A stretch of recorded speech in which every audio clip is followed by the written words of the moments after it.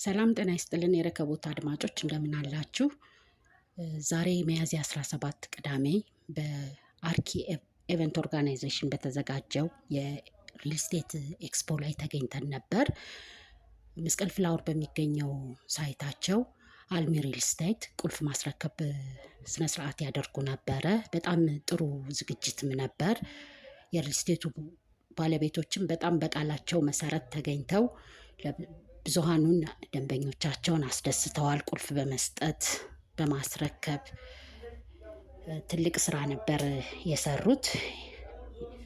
ሙሉ ፕሮግራሙን ጋዜጣዊ መግለጫውን እንድትከታተሉ ጋብዛለሁ። ፕሮግራሙን አዘጋጅቼ ያቀረብኩላችሁ ዳግማዊት ብርሃኑ ነኝ። አንደና መጣችሁ ጥሪ የተደረገላችሁ እንግዶች፣ የአልቲማ ሪል ስቴት ሰራተኞች እንዲሁም ሚዲያ እንኳን ደህና መጣችሁ። የዛሬው ዕለት ከማውራት በዘለለ ከማለት በዘለለ ቃላቸውን በተግባር የገለጡ ሪል ስቴት አልሚዎች ራሳቸውን ከማለት በዘለለ ቤቶቻቸውን የሚያስረክቡበት ፕሮግራም ነው። ይህም ፕሮግራም አስመልክቶ ሁለት ዝግጅቶች ይህንን ፕሮግራም በማዘጋጀት ተገኝቷል ማለት ነው።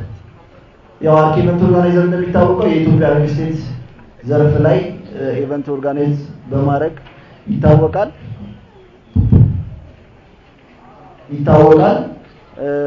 አንዱ ከምንሰራቸው ኢቨንቶች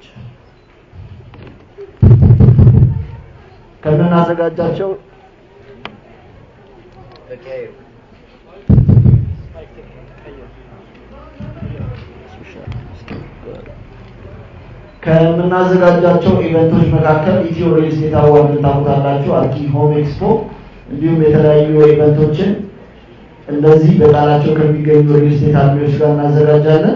ኢትዮ ሪል ስቴት አዋርድ ላይ ተሸላሚ ከሆኑ ሪል ስቴት ካምፓኒዎች መካከል አልቲማ ሪል ስቴት አንዱ ነው።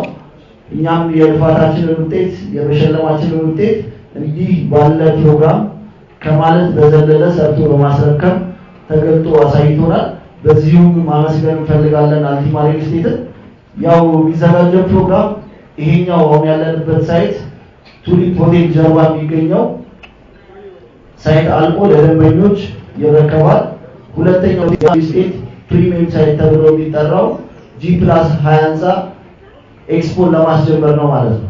እዚህ ላይ ከማለት በዘለለ ቃላቸውን አክብረው ይህን የመሰለ ህንፃ ለደንበኞቻቸው ታምነው ለማስረከብ ይህን ቀን እኛ እንድናዘጋጅ ስለፈቀዱልን አመሰግናለሁ። ያው ዲቴይልና ያሉ ነገሮችን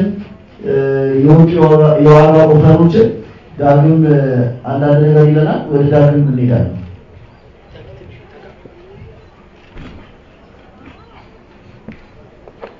እሺ፣ በጣም አመሰግናለሁ። ስሜ ዳግም ወርቁ ይባላል። የአልቲማ ሪል ስቴት የማርኬቲንግ ዳይሬክተር ነኝ። ዛሬ የተገኘንበት ዋና ዓላማ ጋዜጣዊ መግለጫችን መስጠት የፈለግነው በሁለት ዋና ነጥቦች ላይ ነው። የመጀመሪያው ነጥብ የሚሆነው እስከዛሬ ድረስ በ3 ዓመት ጊዜ ውስጥ ነው ይሄ ሁለተኛ ፕሮጀክታችን ነው ስናስረክብ። የመጀመሪያ ፕሮጀክታችን ላንቻ አርባ ምንጭ አሳ ቤት ፊት ለፊት ያስረከብነው ፕሮጀክት እንዳለ ይታወቃል። ዛሬ ደግሞ ልናስረክብ የፈለግነው ሳይት መስቀል ፍላወር ቱሊፕ ኦሎምፒያ ሆቴል ጀርባ ደብል ብላክ አጠገብ ያለው ይሄኛው ፕሮጀክታችን ነው።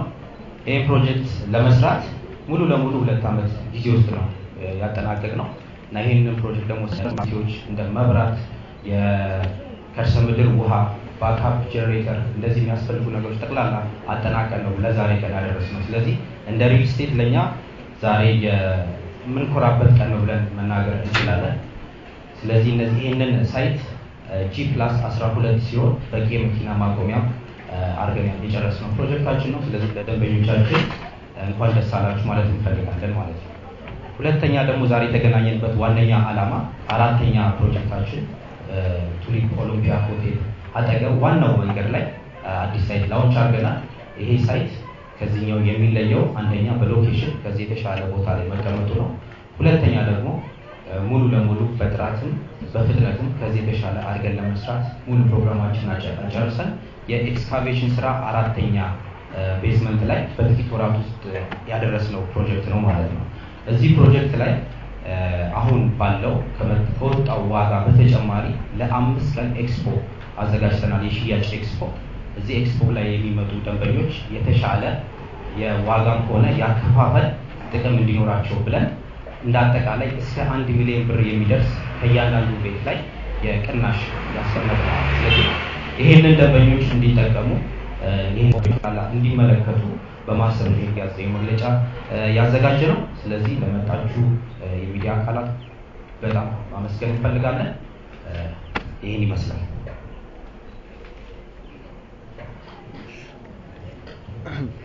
እንግዲህ ይሄን ተከትሎ ለ5 ቀን የሚቆይ ከሚያዝያ 17 እስከ 21 የሚቆይ የሪል ስቴት ኤክስፖ አለ።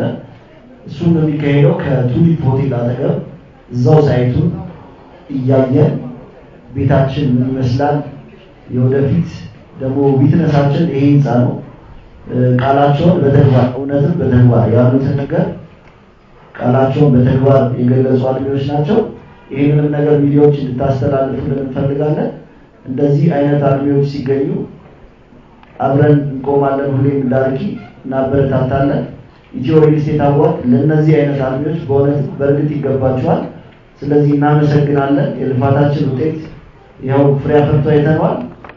ሚዲያዎች ምናምናችሁ ትክክለኛ መረጃ በማስተላለፍ የምትታወቁ ሚዲያዎች ናችሁ። ይህንን መረጃ ሁሉም ሰው ሊሰማው ይገባል። ገንብቶ ማስረከብ፣ በቃል መገኘትን፣ ቃልን በተግባር መግለጥን እንዲሁ እዚሁ ባላይ መረጃዎቻችንን በትክክል ስለምታስተላልፉልን መልካም ቀን ይሁንላችሁ። እናመሰግናለን። አድማጮቻችን እንደተከታተላችሁት ነው ፕሮግራሙ። በጣም ትልቅ ዝግጅት ነበረው።